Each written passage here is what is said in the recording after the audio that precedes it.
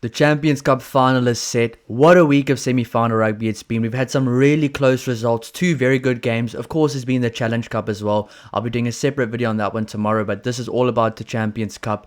Bordeaux versus Leinster in the final coming up. But first, we're going to go over these games before we talk about that epic game coming up. So we started off the weekend with Leinster versus Toulon. And to be honest, I saw this one being close from the get-go. And I know a lot of people really thought Leinster were really going to dominate this game. They're a better team. But if you just look at the names in that Toulon team, I mean, David Ribbons, Gaudrian, you've got some phenomenal rugby players as well. I mean, Charles Olivon, some really high-quality, world-class rugby players playing for Toulon. They're a very good team. And to be honest, they take this tournament so seriously. I mean, they have a big history of winning this tournament as well. They were trying to win it this year, and they honestly went really close with Leinster in Ireland. So a very good performance from Toulon. Honestly, a performance they will be proud of going forward. It just wasn't meant to be for them. I think the better team did win on the day. And to be honest, I think for both of the games, we actually have the two best teams right now playing in the final. Obviously, Toulouse isn't playing, but with the teams that were available for the semi-final, I think the teams Bordeaux and Leinster winning their games kind of is the better teams that did win on the day.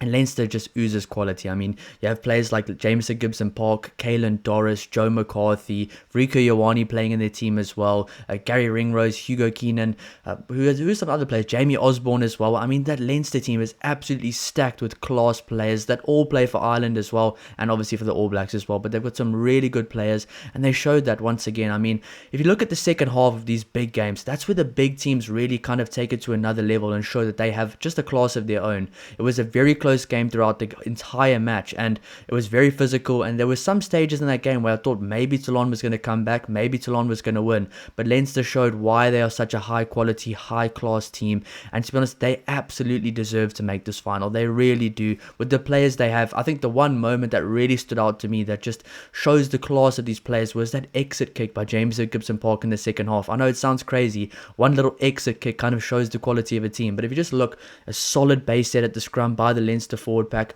really giving Jameson Gibson-Park all the time he needs, and him just putting the ball to boot and putting it so far downfield with so much ease. It looked like he had so much time on his hands. It's little things like that that just shows me that Leinster team is such a quality team. And to be honest, they've honestly come a long way throughout the year. They started off the year not the best, not playing their best rugby, and in the last few weeks have really just ramped it up, which I think honestly for Ireland, for Leinster right now, they're kind of both peaking at the right time. If I was to think of the Ireland team as well, been struggling throughout the last year, maybe year and a half, last few months, now trending up steadily at a pretty good rate of pace right now, right before the World Cup, a year out from the World Cup. Leinster as well, throughout the entire year, people were saying, what's going on with the Leinster? They're not looking the same.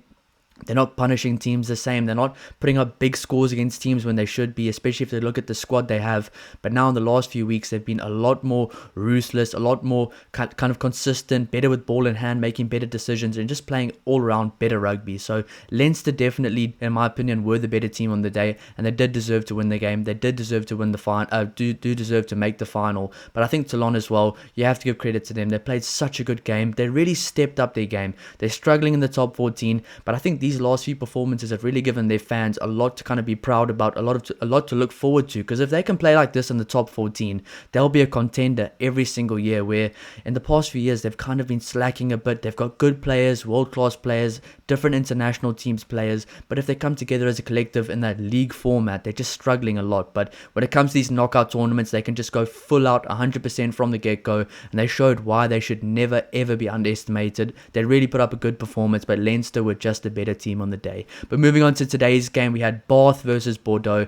I honestly thought this was going to be a much closer game looking at the final score, but if you look at the game itself, it was very close, it was very competitive. But once again, Bordeaux in that second half, same like Leinster, just showing that they are that better quality team. They're more of a world-class team, and it just shows in those second half key performances, key moments where the other team just maybe takes the foot off the gas a little bit. But teams like Bordeaux, teams like Leinster, they don't ever take their foot off the gas, and that's where the kind of difference really comes in the second half. I think if you look at some of the players from Bordeaux, the forward pack had some really good players. Cameron Wacky is playing some phenomenal rugby for Bordeaux right now, looking like he might honestly deserve a call-up for the national team again. He looks absolutely at home for Bordeaux. Then in the back line, Maxime Luku, a very accurate goal kicker, playing some incredible rugby. Mathieu Jalibert, one of the most dominant fly-offs in the world right now, one of the most dangerous ball carriers in the world as well. His footwork is on another level. Then in the back line, you got guys like Yoram Mofana running over Guy Pepper as if Guy Pepper Webb as a scrum half. That was absolutely honestly crazy to see. That was incredible to see.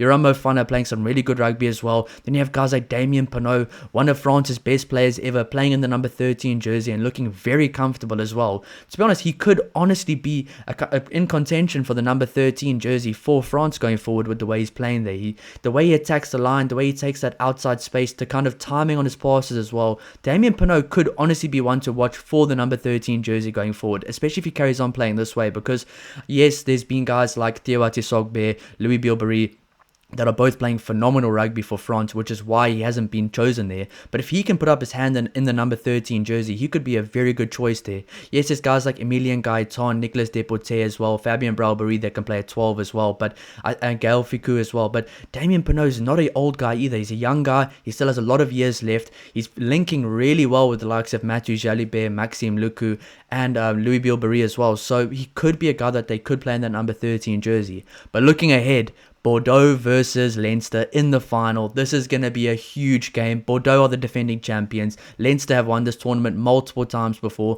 They have kind of struggled against the French teams in the finals. I mean, La Rochelle was Leinster's bogey team for a few years in a row, which was probably heartbreaking for the Leinster fans. Let's hope for the Leinster fans that doesn't happen again. Let's hope for the Bordeaux fans that does happen again. But this game, it just has all superstars, a superstar game written all over it. I mean, there's superstars all over. Rico Ioane, Jameson Gibson Park versus Maxime Lucu. You have guys like Harry Byrne who are playing some phenomenal rugby. Kalen Doris, Cameron Waukee, Carlo Sardi playing some good rugby for Bordeaux as well. There's just really good players all around. But the one thing that really stands out to me from both these teams is that they'll play from anywhere.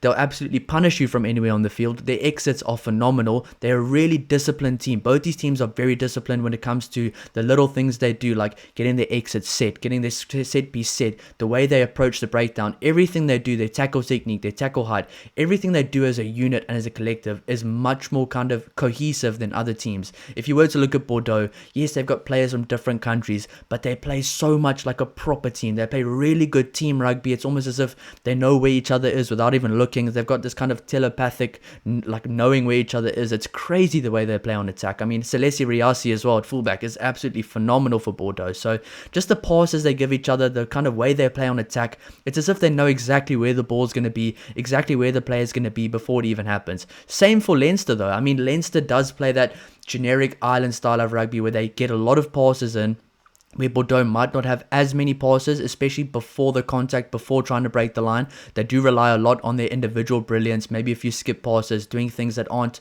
normal, like going completely out the box, which does work for them. But Leinster has that kind of style where they give those quick passes, playing off the shoulder, running those really good lines, those looping lines, just doing a lot of things which is very difficult to defend because there's a lot of things happening in front of you, which is sometimes impossible to defend. So I'm really liking the style already of what this final could be. It's going to be a very attack-minded style of rugby for both teams. They love attacking. They love playing good running rugby. So I'm very excited for this one. But Bordeaux getting the better of Bath. Bath looked really good in this game up until halftime. The second half, Bordeaux just showed that they were miles ahead when it comes to being a world-class team. But I mean, some really good performances from Bath. Henry Arundel was good. Finn Russell was decent. Ollie Lawrence was good. Thomas du Toit had a very good game as well. The whole Bath team did not play bad at all. And I think there was some kind of areas in that game, some periods in that game where honestly I thought Bath was going to pull away or maybe score one or two quick tries and get in the lead, which honestly would have changed the complete outlook of the game.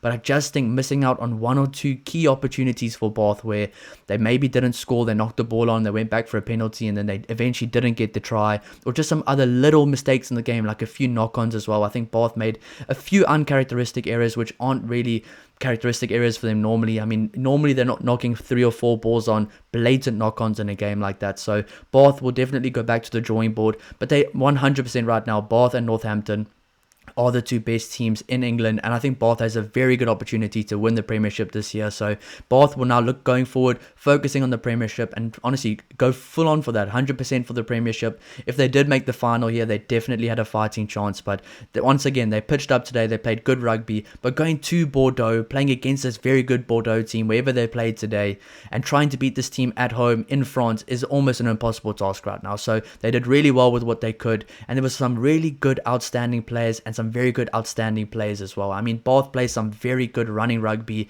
They throw the ball around. They're very fun to watch. But I think going forward in the Prem, they're going to be very difficult to beat as well. So yeah, Bath definitely, they had a very respectable performance today, and I think all the Bath fans should be proud of the performance that Bath put in.